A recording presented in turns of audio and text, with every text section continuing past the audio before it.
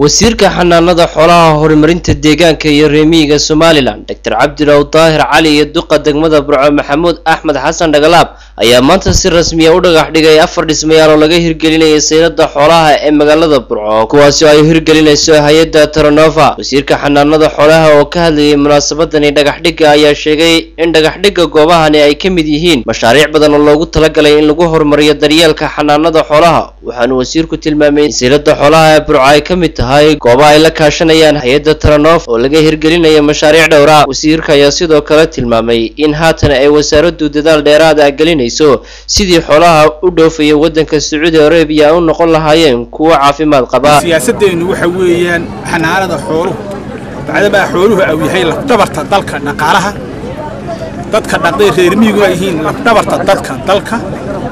waxaa muhiim ah inaynu daryeelka koobaad siino xanaanada xoolaha suuqaynteeda naaxinteeda ilaalintooda dayactirkooda daaqsinteeda biyasiinteeda. marka tan waxay ka mid tahay saddexda saylada suuqa laga iibiyo halka hilibka lagu qalo halka hilibka lagu iibiyo intaba waxay noogu jirtaa barnaamijka annagoo la kaashanayna hay'adaha iyo dawladda dhexe iyo dawladda hooseba inaanu arrimaha haddii alla ka dhigo sanadka 2019 qabanno. tan maanta aynu qabanayno yaan halka dhagax dhigayno sidaa Dr. Ibrahim noo sheegay ay naga caawisay hay'adda la yiraahdo Taranova. waxay ka mid tahay mashruuc dheer oo goboladooda laga hirgeliyay oo ah in loo sameeyo xararkii oo xararka kale lagu daro ilaa 4 xar oo kale lagu daro meelihii laga rari lahaa xoolaha. Ibrahim Cumar Guuleed oo isaguna ka socday hay'adda Taranova ee mashaariicdani hirgelinaysa ayaa faahfaahin ka bixiyay mashaariicdani maanta la dhagax dhigay iyo qaybahooda kala duwan. hay'adda Taranova waxaan wax ka qabanaynaa ama ka shaqaynaynaa xanaanada xoolaha ku metela wasaaradayda ayaan la shaqeeyaa hay'adda Taranova.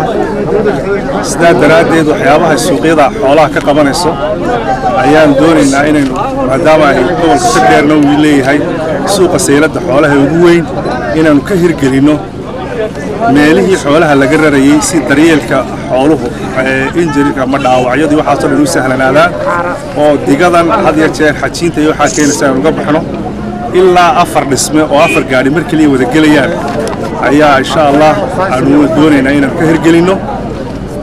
waxa kale oo ka hirgelinayna hadii ilaahay qolkii xanaanada xoolaha ee inspectionka iyo eegitaanka ay ku sameeyeen oo saylada ku dhex yaala iyo musqushiisi iyo ilaa 4 xad oo hararka arkaysaan oo kale halkaas ka samaysan sida ay codsadeen inahaasan ku ka hirgelinayna. duqa degmada Burco Mr. Maxamuud Axmed Xasan Dhagalaab oo isaguna ku deeqay dhulka maanta laga dhagax dhigay mashaariicdani ayaa ka codsaday wasiirka iyo hay'adaha kale ee wasaaradda caafimaadka la shaqeeya in magaalada Burco ay ka hirgeliyaan kawaan xooleed iyadoo ay waliba ay shaqo la'aan hayso ardaydii ka qalin jabisay kulliyadda xanaanada xoolaha ee jaamacadda Burco iyo dugsiga xanaanada xoolaha ee degmada Sheekh.